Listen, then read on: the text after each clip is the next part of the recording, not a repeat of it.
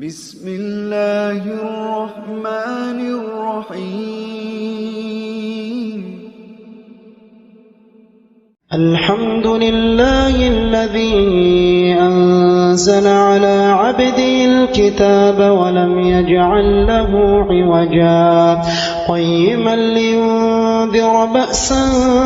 شديدا من لدنه ويبشر المؤمنين الذين يعملون الصالحات أن لهم أجرا حسنا ماكثين فيه أبدا وينذر الذين قالوا اتخذ الله ولدا ما لهم به من علم ولا لآبائهم كبرت كلمة تخرج من أفواههم إن يقولون إلا كذبا فلعلك باخع نفسك على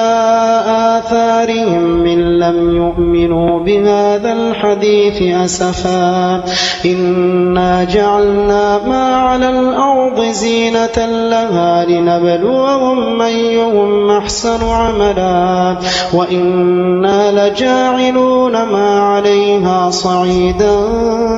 جرزا أم حسبت أن أصحاب الكهف والرقيم كانوا من آياتنا عجبا إذ أوى الفتية إلى الكهف فقالوا ربنا آتنا من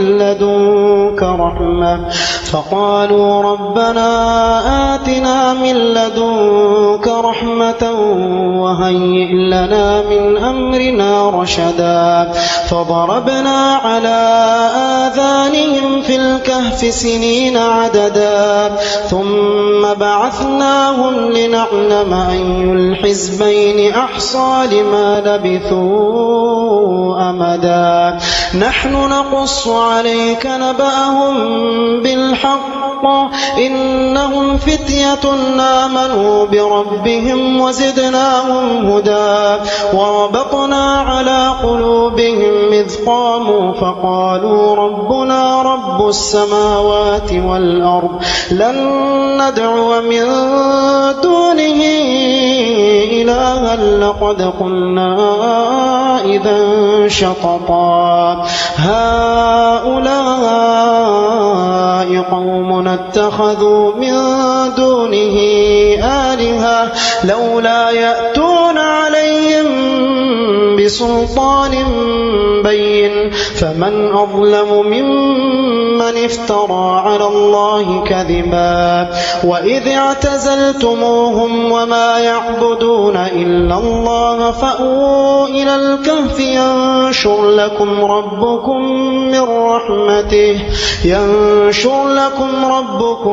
من رحمته ويهيئ لكم من أمركم مرفقا وترى الشمس إذا طلعت تزاور عن كهفهم ذات اليمين وإذا غربت تقرضهم ذات الشمال وهم في فجوة منه ذلك من آيات الله من يهد الله فهو المهتد ومن يضلل فلن تجد له وليا مرشدا وتحسبهم أيقاظا وهم رقود ونقلبهم ذات اليمين وذات الشمال وكلبهم باسط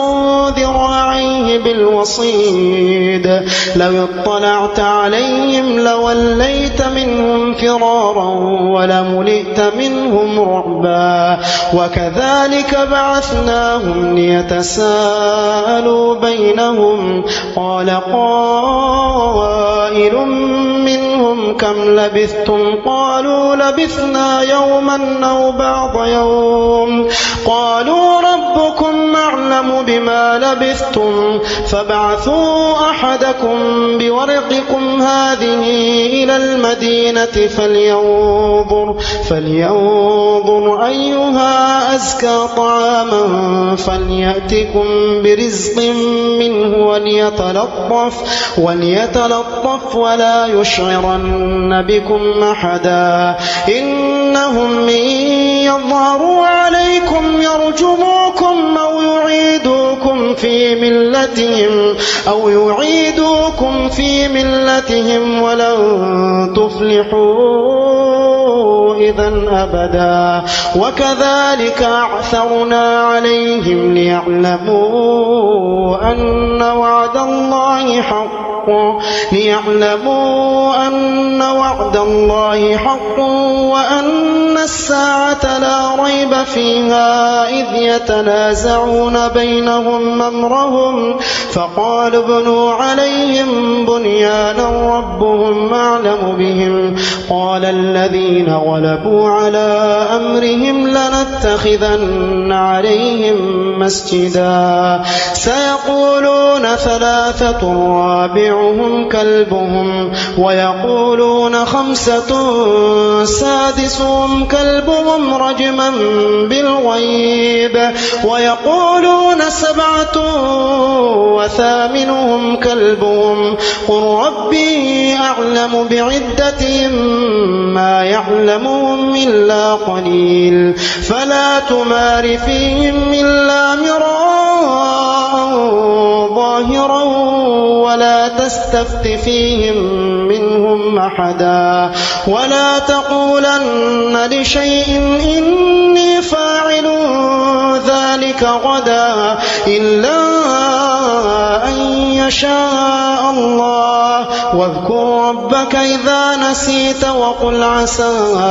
أن يهديني ربي لأقرب من هذا رشدا ولبثوا في كهفهم 300 سنين وازدادوا 9 قل الله أعلم بما لبثوا له غيب السماوات والأرض أبصر به وأسمع ما لهم من دونه من ولي ولا يشرك في حكمه أحدا واتل ما أوحي إليك من كتاب ربك لا مبدل لكلماته ولن تجد من دونه ملتحدا واصبر نفسك مع الذين يدعون ربهم بالغداة والعشي يريدون وجهه ولا تعد عيناك عنهم تريد زينة الحياة الدنيا ولا تطع من أغفلنا قلبه عن ذكرنا واتبع هواه وكان أمره فرطا وقل الحق من ربكم فمن شاء فليؤمن ومن شاء فليكفر إنا أعتدنا للظالمين نارا أحاط بهم سرادقها وإن يستغيثوا يغاثوا بماء كالمهل يشوي الوجوه بئس الشراب وساءت مرتفقا إن الذين آمنوا وعملوا الصالحات إنا لا نضيع أجر من أحسن عملا أولئك لهم جنات عدن تجري من تحتهم الأنهار يحلون فيها من أساور من ذهب ويلبسون ثيابا خضرا من سندس واستبرق متكئين فيها على الأرائك نعم الثواب وحسنت مرتفقا واضرب لهم مثل الرجلين جعلنا لأحدهما جنتين من أعناب وحففناهما بنخل وجعلنا بينهما زرعا كلتا الجنتين آتت أكلها ولم تظلم منه شيئا وفجرنا خلالهما نهرا وكان له ثمر فقال لصاحبه وهو يحاوره أنا أكثر منك منك مالا وأعز نفرا ودخل جنته وهو ظالم لنفسه قال ما أظن أن تبيد هذه أبدا وما أظن الساعة قائمة ولئن رددت إلى ربي لأجدن خيرا منها منقلبا قال له صاحبه وهو يحاوره أكفرت بالذي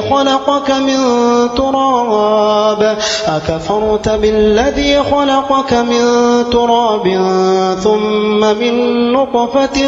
ثم سواك رجلا لكن هو الله ربي ولا أشرك بربي أحدا ولولا إذ دخلت جنتك قلت ما شاء الله لا قوة إلا بالله إن ترني أنا أقل منك مالا وولدا فعسى ربي أن يؤتيني خيرا من جنتك ويرسل عليها حسبانا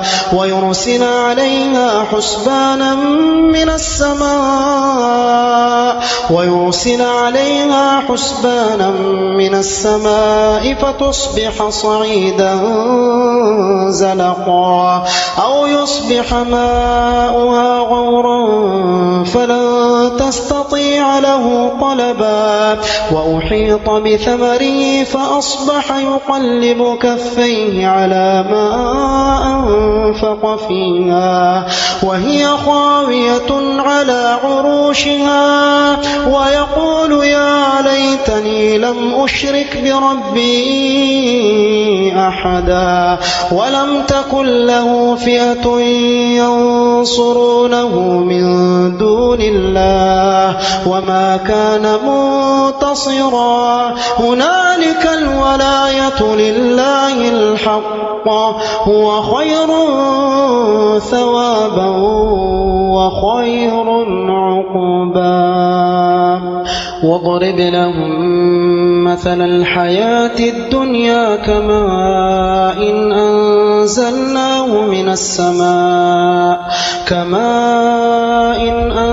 أنزلناه من السماء فاختلط به نبات الأرض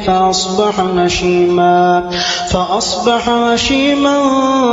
تذروه الرياح وكان الله على كل شيء مقتدرا المال والبنون زينة الحياة الدنيا والباقيات الصالحات خير عند ربك ثوابا وخير أملا ويوم نسير الجبال وترى الأرض بارزة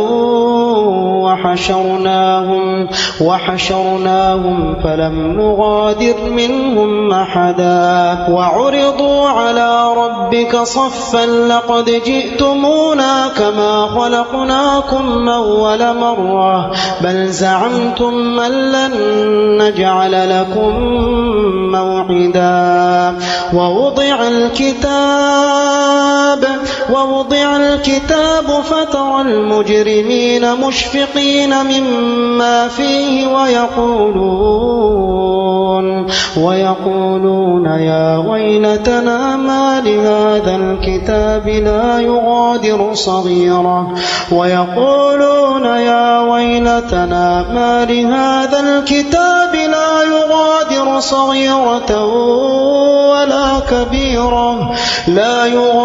صغيرة ولا كبيرة إلا أحصاها ووجدوا ما عملوا حاضرا ولا يظلم ربك أحدا وإذ قلنا للملائكة اسجدوا لآدم فسجدوا إلا إبليس كان من الجن ففسق عن أمر ربه أفتتخذونه وذريته أولياء من دوني وهم لكم عدو بئس بئس للظالمين بدلا ما أشهدتهم خلق السماوات والأرض ولا خلق أنفسهم وما كنت متخذ المضلين عضدا ويوم يقول نادوا شركائي الذين زعمتم فدعوهم فلم يستجيبوا لهم وجعلنا بينهم موبقا ورأى المجرمون النار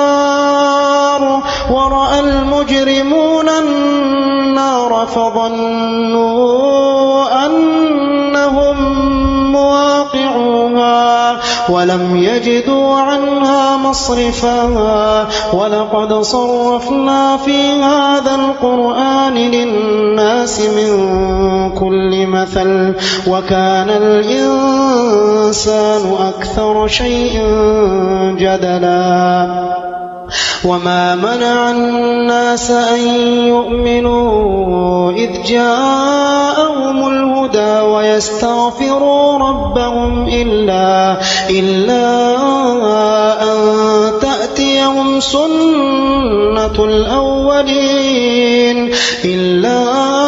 أن تأتيهم سنة الأولين أو يأتيهم العذاب قبلا وما نرسل المرسلين إلا مبشرين ومنذرين ويجادل الذين كفروا بالباطل ليدحضوا به الحق واتخذوا آياتي وما أنذروا هزوا ومن أظلم ممن ذكر بآيات ربه فأعرض عنها ونسي ما قدمت يداه إنا جعلنا على قلوبهم مكنة أن يفقهوه وفي آذانهم وقرا وإن تدعوهم إلى الهدى فلن يهتدوا إذا أبدا وربك الغفور ذو الرحمة لو يؤاخذهم بما كسبوا لعجل لهم العذاب بل لهم موعد لن يجدوا من دونه موئلا وتلك القرى أهلكناهم لما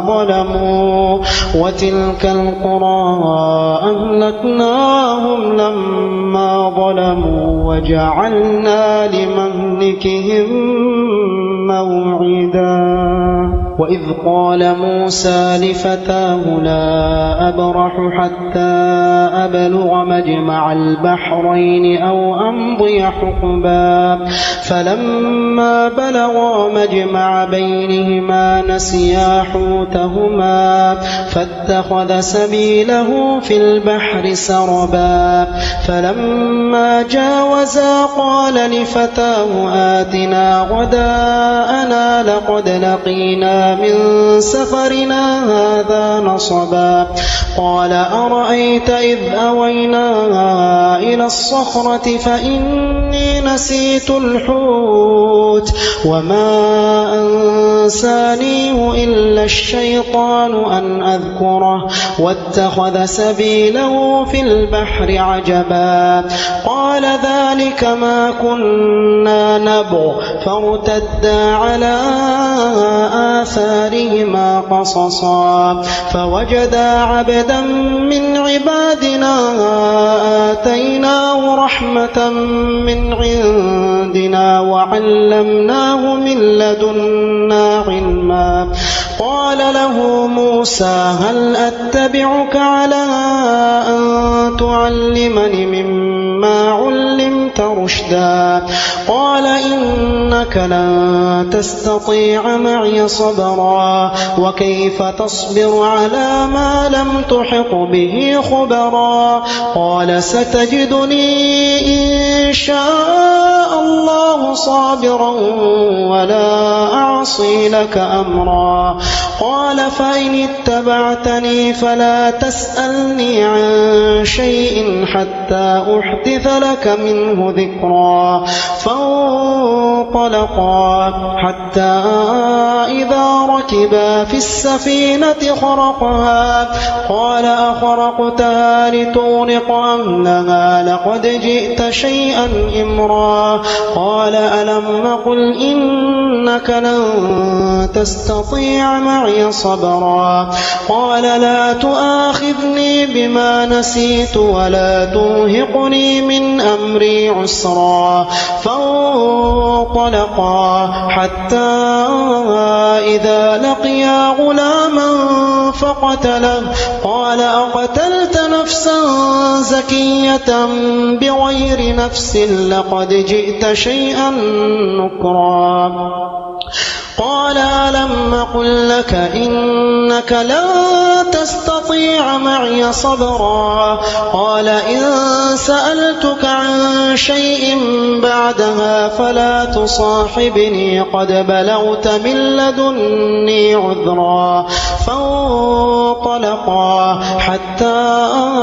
إذا أتيا أهل قرية استطعما أهلها فأبوا أن يضيفوهما فوجدا فيها جدارا يريد أن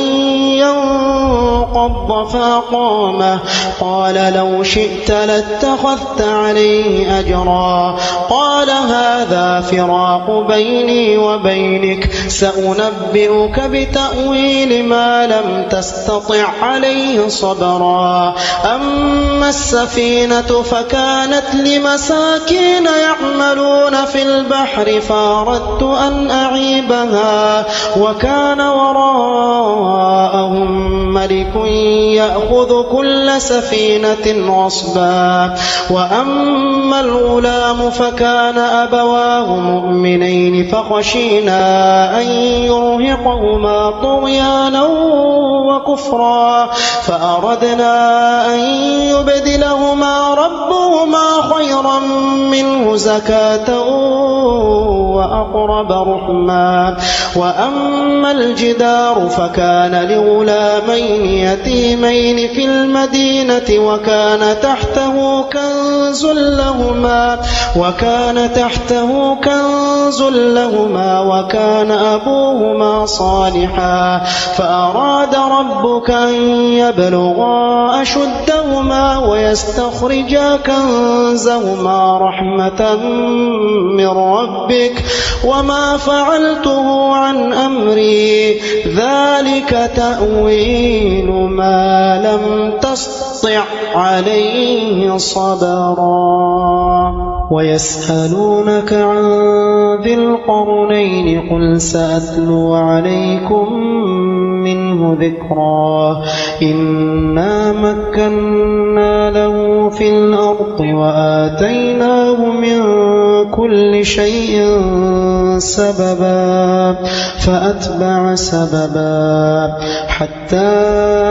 إذا بلغ مغرب الشمس وجدها تغرب في عين حمئة ووجد عندها قوما قلنا يا ذا القرنين إما أن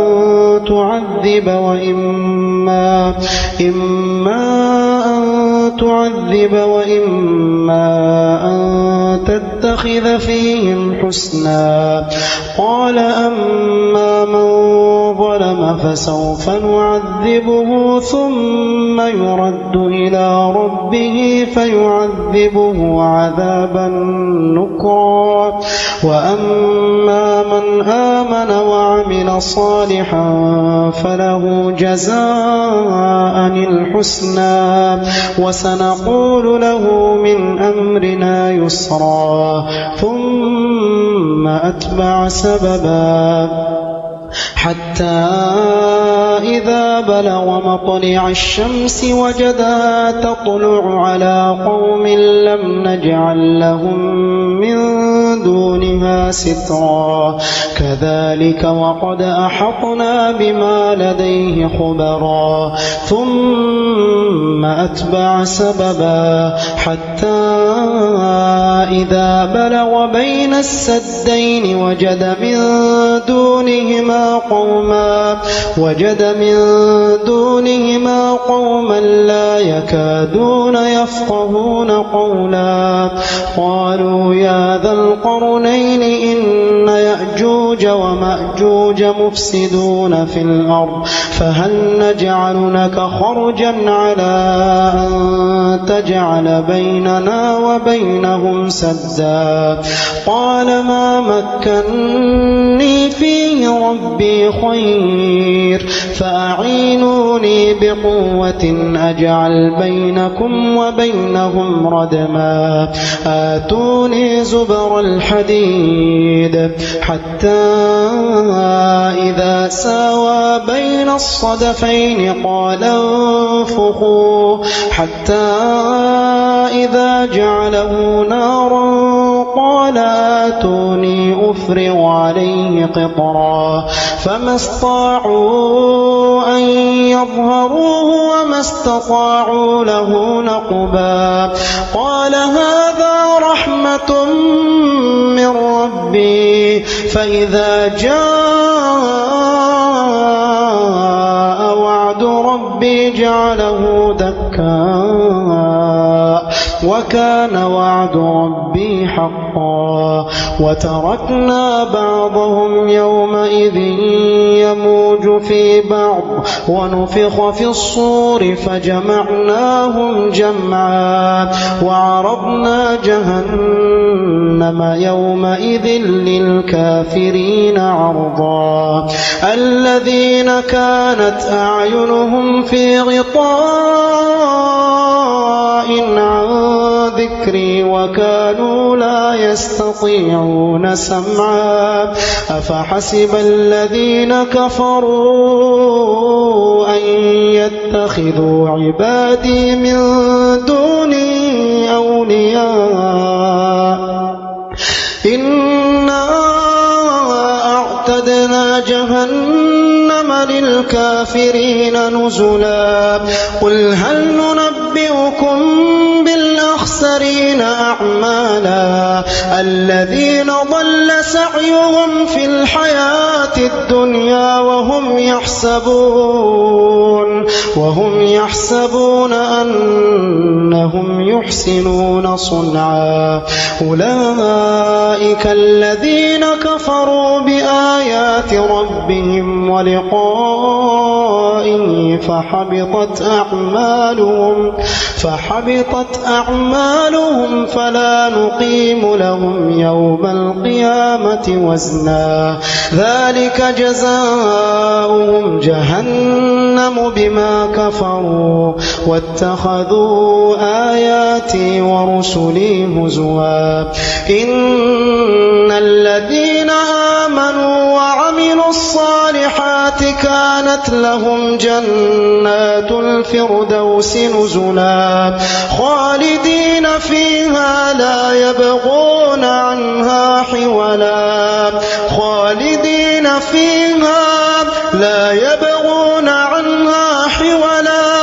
قل لو كان البحر مدادا لكلمات ربي لنفد البحر قبل أن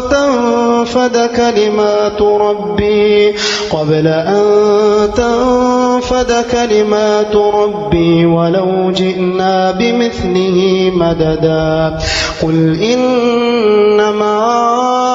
أنا بشر مثلكم يوحى إلي أنما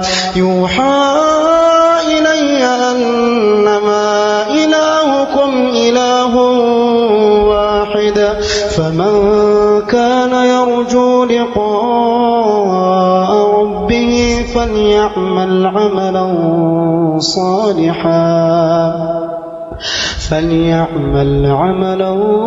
صالحا ولا يشرك بعبادة ربه أحدا.